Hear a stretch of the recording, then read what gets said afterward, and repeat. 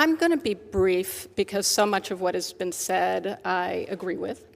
But really to elevate 3 primary points that I think are critical to remember and that I hope we will discuss more deeply today and in the future. One is that we know disinformation, misinformation is not new, and it predates artificial intelligence. And that's exactly why we should deepen our concern and why we need government action. Because, as has already been said, and we at the Leadership Conference have witnessed this growth already, even in the last 2 election cycles, artificial intelligence is already expanding the opportunity in the depth of not only disinformation in the sense of elevating falsehoods about where people vote, whether they can vote, how to vote. That goes directly to the ability of voters to select candidates of their choice and exercise their franchise lawfully. And we have seen that it disproportionately targets communities of color.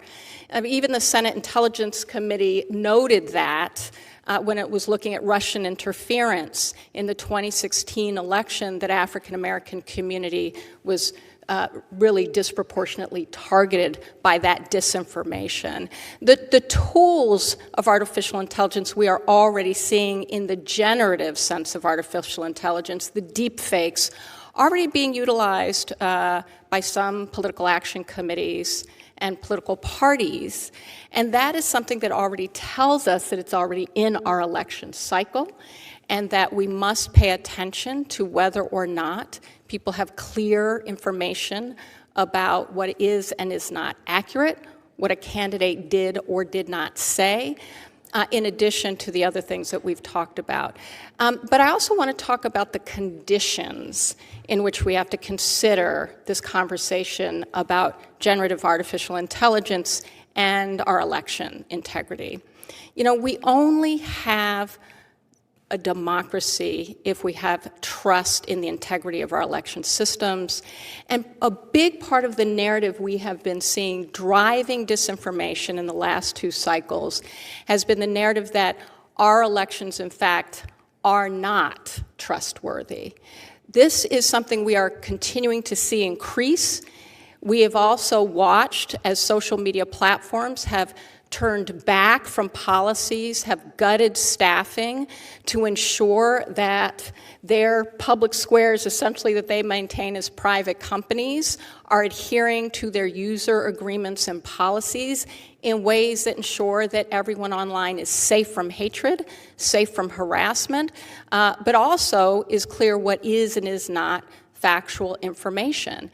I say that because we cannot rely on social media companies to do that on their own. We have been spending much of our time over the past few years focused on trying to get social media companies both to improve their policies as well as to ensure that they're policing them fairly, equally, and with regard to communities that are particularly targeted for mis and disinformation.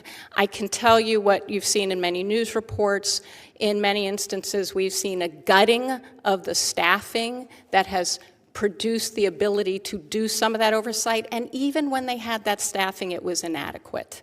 So we as a civil rights community, as a coalition of over 240 national organizations, are very, very, very much in favor, obviously, of the bipartisan processes that we're able to participate in, but also to say, unless we start to recognize both how people are targeted, who is targeted, and its increase in violence in our election cycles.